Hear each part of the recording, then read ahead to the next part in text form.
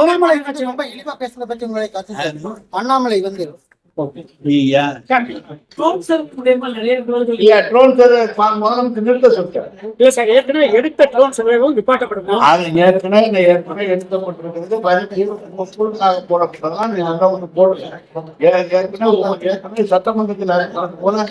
சட்டமன்றத்தில் அறிவித்தது போல 6% எப்படி என்றால் அதிகமான மழை பெய்து பாதிக்கப்பட்டாலும் வறட்சி ஏற்பட்டாலும் அதை கூட நிறுத்தி வைக்கிறோம். அதுல ஒரு கூடுதல் அந்த 6% மட்டும்தான் பெரியவர் பேருந்து கட்டடம் வந்து இப்ப என்ன நிலைமையில இருக்குதா? வெள்ளனூர் வந்து ஏற்கனவே பேருந்து நிலையம் அமைக்கப்பட்டது. அதனுடைய சாலைகள் மிகவும் குறிவாக இருக்கிறது. திருச்சியிலிருந்து வருகிற சாலையும் பறவை வந்து இணைக்கிற சாலைகளும் சாலைகளை விரிவுபடுத்தினால்தான் அந்த பணியை செய்ய முடியும்.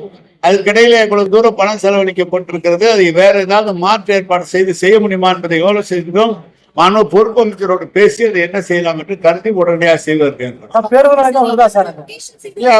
பொறுப்பு அமைச்சரோடு பேசி அதை எப்படி சாலையில் விரிவுபடுத்தக்கூடிய பணம் ஒதுக்கப்படும். சாலையில் விரிவுபடுத்துவது பணம் ஒதுக்கினால் உடனடியாக பேருந்து நிலையமே கொண்டு வரலாம். அது இல்லாமல் இங்கு இல்லாம கோவையில் இருக்கிற பாராளுமன்ற மற்றவர்கள் இன்னொரு புறநகர் பேருந்து நிலையம் அமைத்து தர வேண்டும் என்று கேட்டிருக்கோம். அதுக்கு இடம் தேர்வு செய்யப்பட்டால் அதையும் பாருங்க. பேருந்து நிலையத்தில் வந்து பயன்பாடு இல்லாமல் பேசுறாரு. ஒரு சில வாகனங்கள் தான் வருது. அதுல பேசி பாக்குறேன் என்னன்னு நிறைய நிதி ஒதுக்குறீங்க. அந்த ரோடு வந்து குவாலிட்டி இல்லாம இருக்கு அப்படின்னு அதெல்லாம் நல்லா செஞ்சுருக்காங்க. எங்க குறிப்பிட்ட ஏதாவது சொன்னீங்கன்னா சூரியஸ்ல இருந்து ரோடு வந்து இல்ல அதுதான் இப்ப குறிப்பிட்ட சூரியஸ் திட்டம் வந்து வருகிற 8வது மாதத்துக்கு முடிக்கணும்னு அவங்களுக்கு இருக்கு. இந்த மார்ச் இந்த ஜனவரியில முடிக்கணும்.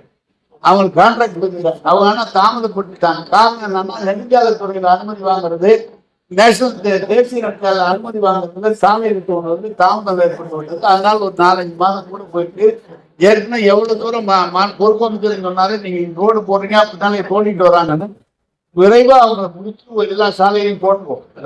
சிஎம் வந்து ஒரு 5 திட்டச்சாலை வந்து தொடங்கி வச்சுட்டு போனாங்க.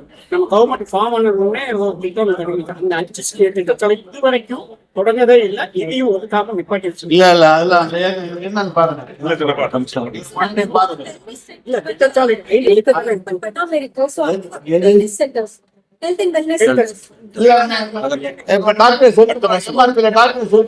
மாசம் எடுத்துட்டு போட போறோம். 6 திட்டசாலை கன்சர் தலைவர் என்ன பாக்குறது.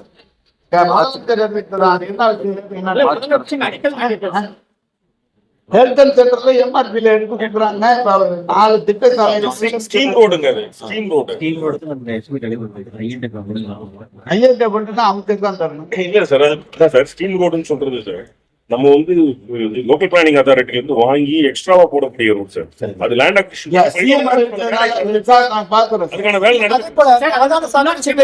14 உள்ளாட்சி அமைப்புகளை இணைக்கிறதா சொல்லி சொல்லிடுறோம்.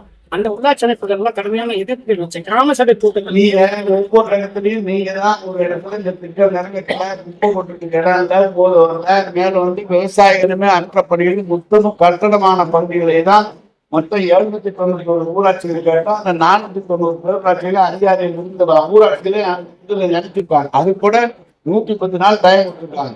இறக்கக்கூடாதுன்னா கலெக்டர் ரிப்போர்ட் கொடுத்தா அதை பத்தி மறு ஆய்வு செய்வாங்க.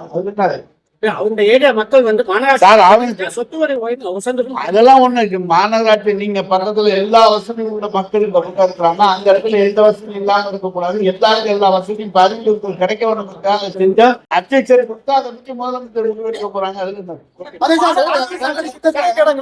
பல்வேறு பிரச்சனைகள் இருக்குங்க சார். அந்த பகுதி மக்கள் கிரவுண்ட் வாட்டர் ரொம்ப மோசமா இருக்கு. பல புதுசா இந்த ஆண்டு முதலமைச்சர் அவர்கள் இந்த குப்பை கோவை மாநகராட்சியும் மதுரை மாநகராட்சியும் 2 இடங்களிலும் குப்பைகளிலிருந்து மின்சாரம் தயாரிக்கப்படுகிற தொழிற்சாலை தொடங்க இருக்கிறோம். இந்த ஆண்டு சட்டமன்றத்தில் முதலமைச்சருடைய அனுமதியை பெற்று அதுக்கான திட்ட முறைகள் தயாரிக்கப்பட்டிருக்கிறது.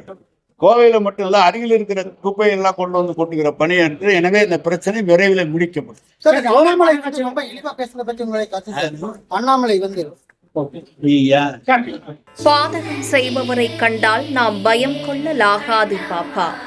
மோதி மிதித்து விடு பாப்பா, அவர் முகத்தில் உமிழ்ந்து விடு பாப்பா. அண்மை செய்திகளை உடனுக்குடன் தெரிந்து கொள்ள இணைந்திருங்கள் எம் நாடு தொலைக்காட்சியுடன்.